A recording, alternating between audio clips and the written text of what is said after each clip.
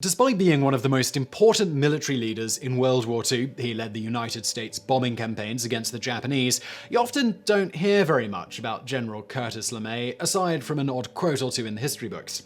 The reason for this is likely because if we take a closer examination of LeMay, it becomes clear that some of the Allied leaders were hardly distinguishable from the monsters they were fighting on the other side. LeMay was a monster, but he was on the Allied side, so we sort of hid him under the bed as a monster instead of demolishing his character and everything he stood for. In this video, we're having a look at him.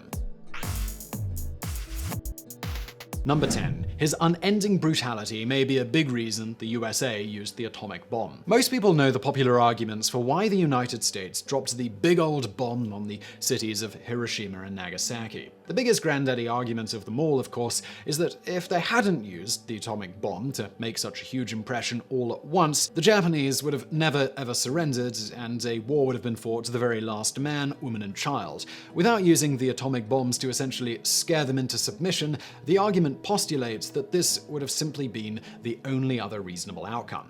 Now, some people argue that the real reason the Japanese surrendered was not because of what happened to Hiroshima and Nagasaki, but because the Russians were about to create a new front against them if they didn't, and they simply did not have the resources to fight both of the remaining superpowers that had emerged from the rubble. However, even if that were the case, many who wanted it dropped did believe it could quickly bring an end to the war, and the claim it would avoid further loss of life was a very common point to bring up, and it is still today. However, the truth is it might not have gotten to that point without the tactics of General Curtis LeMay. He was the general in charge of the Pacific bombing campaign against the Japanese, and he was one of the most bloodthirsty men in military history, modern or otherwise. The Japanese likely felt their backs were against the wall, and surrender was a last resort considering the unrelenting brutality that they had been shown by General LeMay. It's quite possible, considering how much of a butcher he was, that some were unsure if he would even accept surrender if it were up to him. Number 9. The massive bombing campaign he orchestrated against populated cities. Some people are aware that General LeMay was in charge of the bombing campaigns in the Pacific, and some people know that he was quite brutal or that he firebombed Tokyo,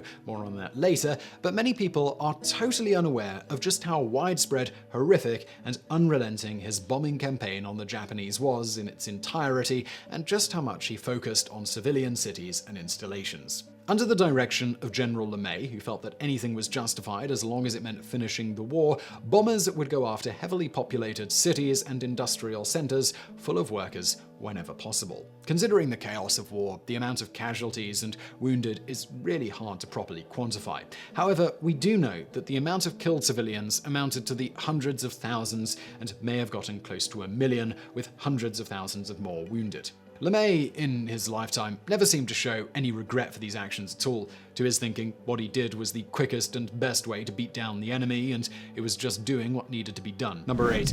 His brutality in North Korea may be a big reason they still hate America to this day. The Korean War is probably the most forgotten war in history. While people love to talk about the glories of World War II or reenact the Civil War in great detail, there are very few movies or media about the Korean War. Now, we know a lot of MASH fans are going to be up in arms, but the show and book and movie, while excellent, is a lot more light-hearted than something like Band of Brothers or The Pacific, and doesn't really go out of its way to show you the worst of the gritty, horrible things that happened during the Korean War. And the truth is, the reason why the Korean War is largely not talked about is because it was really quite a shameful chapter in history. The way the war was run was filled with paranoia and unnecessary aggression to begin with, and America allowed the South Koreans to get away with many war crimes in the name of victory and defeating communism. General Douglas MacArthur wanted to toss down a ring of nukes to irradiate the area above South Korea so no one would be able to invade for decades. However, it was our good old friend General LeMay who once again took things too far and proceeded to demolish civilians with horrifying speed. As the head of Strategic Air Commands for the whole operation, he had them go for occupied cities, civilian infrastructure, and once even made use of incendiary ammunition. He set most of North Korea on fire, and they simply were unprepared for it. In an interview on TV in the 1980s, he stated without any hint of remorse that he had likely destroyed about 20% of their population. Number 7. He was a vice presidential candidate for the racist segregationist George Wallace. George Wallace is famous for being the biggest perennial loser in the history of American presidential politics, which is no easy task. This was a man who managed, throughout the course of his life, to have a grand total of 16 years as the governor of Alabama, and he first put himself in the history books with a despicably racist action. The Supreme Court had ordered the desegregation of schools, but Governor Wallace made a mockery of his office by literally standing in the doorway of the university and not letting a new black student through. While this did gain him a certain popularity with a particular type of voter, it did not do much for his national reputation. During his 1968 run, where he was trying to split the election enough between himself, Nixon, and Humphrey to stop anyone from winning the Electoral College, he decided he needed someone on the ticket who would garner more respect than himself. For that reason, after approaching a couple of people who were incompatible with his segregationist views, he found General LeMay, who was more than happy to join him on the independent ticket as his vice presidential running mate for the 1968 election. Now, we aren't saying LeMay was known for being a vicious or particularly cruel racist, but there is something to be said about a man by the company he keeps or runs for office with. Number 6. He orchestrated the firebombing of Tokyo and personally encouraged napalm. General LeMay may not have had much of a soul, but he was certainly good at finding his enemies' vulnerabilities. One thing he noticed quickly about Japanese cities was that they tended to be extremely flammable. For that reason, he used incendiary ammo like napalm in order to firebomb his enemies and make the destruction and civilian death toll that much worse. While these actions taken together are bad enough, there is hardly any one action of any military that can match the brutality of the firebombing of Tokyo, also known as Operation Meeting House. This campaign was carried out in 1945 on the night of March the 9th and set a record for horrendous brutality. Most people like to think of the destruction of Hiroshima and Nagasaki as the worst single attack in history, but while it was significant because they were two single bombs, the air raid carried out over Tokyo was easily more deadly than either of those explosions. By some estimates, they may have beat them both combined. While estimates for Hiroshima and Nagasaki often go anywhere from a few tens of thousands to little over 100,000 per event, the nature of the incident and the chaos of the war makes exact numbers difficult, the bombing of Tokyo had at least 100,000 confirmed dead, and with the intense conflagration, which LeMay called the biggest firecracker the Japanese would ever see, we may never get close to the real number of dead. The United States targeted Shitamaki district, a heavily populated area with about 750,000 people living in it, so the loss of life could be even more heartbreaking. We just might never know. Without even using an atomic bomb, and with well under 300 American casualties, LeMay had set a standard for brutality that has not been broken to this day. Number 5. He suggested nukes in Vietnam and ruined his and Wallace's chances at the election. We mentioned earlier that George Wallace, known for being a bit of a kooky segregationist, had picked General LeMay as his running mate. At first, this was exactly the kind of man he was hoping for. He would talk tough, shore up Wallace's credentials to deal with the Vietnam situation, and give him more military support for his segregationist beliefs. However, despite being a bit out there himself, Wallace started to feel that LeMay was actually hurting their candidacy with a lot of his comments, and likely had a long talk with him because LeMay later walked some of his comments back partially, although he was still, in general, a very belligerent and aggressive person. The comments that alarmed Wallace also alarmed the media. LeMay suggested that America should bomb Vietnam back to the Stone Age, and he also suggested that he would use nuclear weapons against Vietnam if necessary.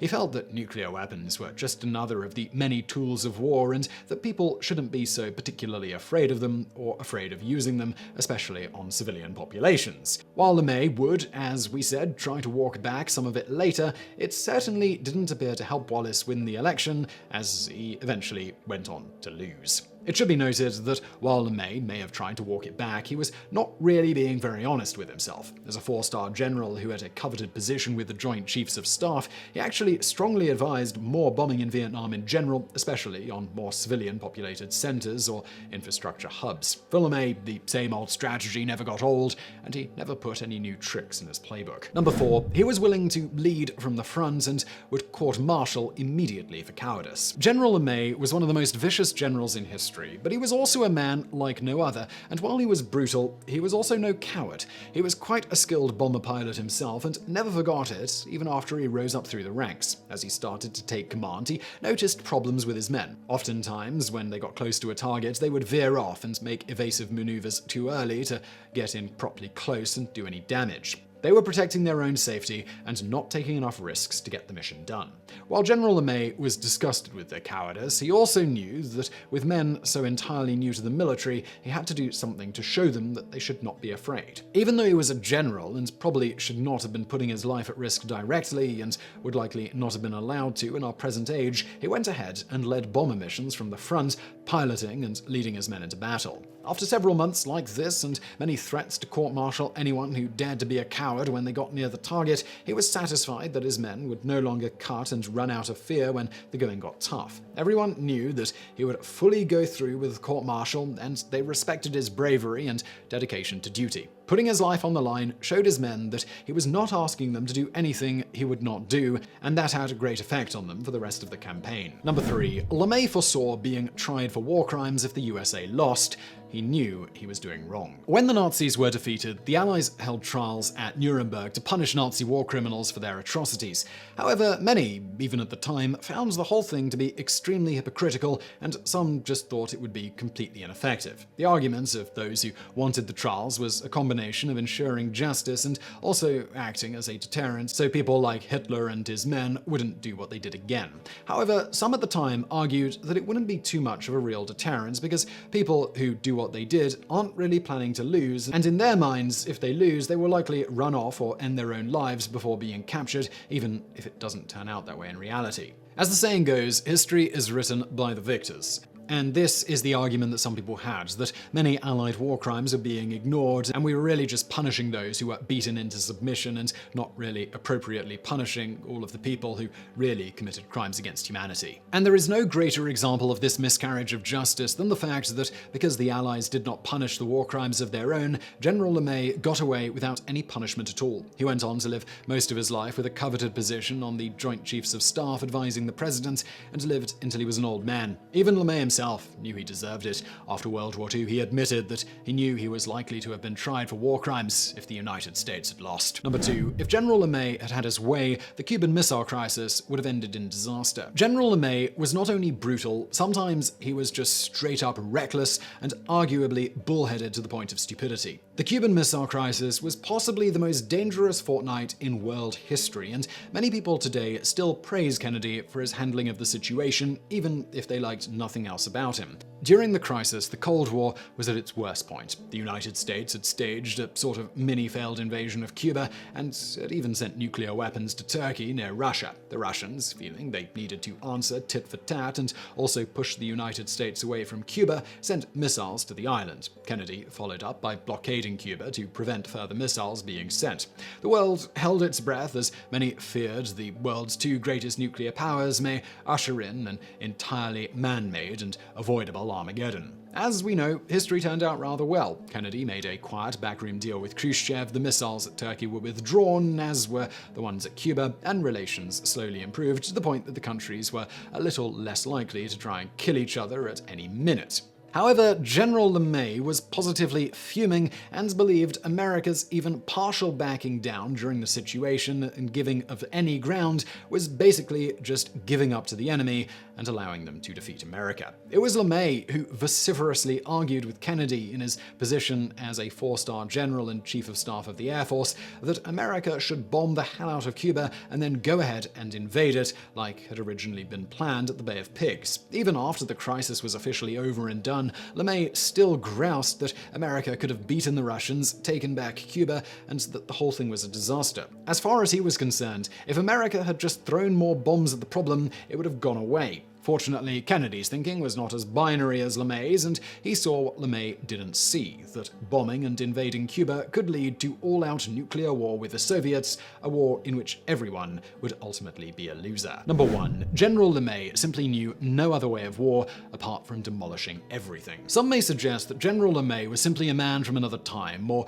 what happens when men go to war, but there were plenty of generals in the worst modern and ancient wars, and even among the Nazis, Nazis who had more respect for life, especially civilian life, than Curtis LeMay. The man was by all accounts a monster who had absolutely no remorse, no conscience, and saw nothing wrong with destroying absolutely massive amounts of civilians if it would bring about the end that he wanted. For LeMay, the ends always justified the means, and the means were always killing as many people and as much destruction of homes and infrastructure as possible.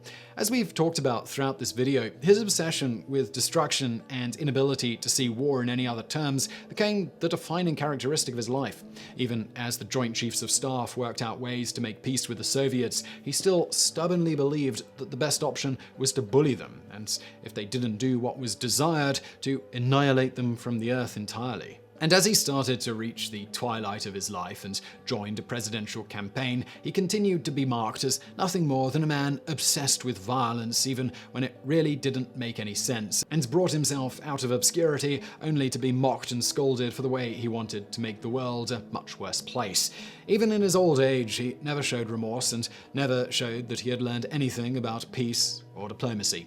Until the end, he remained an angry, fiery man who wanted to bomb the world to smithereens until it submitted to his will. So I really hope you enjoyed that video. If you did, please do subscribe to this channel, hit that like button. Also, if you like this style of video, I've got an entire channel dedicated to biographies. I'll link to that below. Click over, see if you like it, and thank you for watching.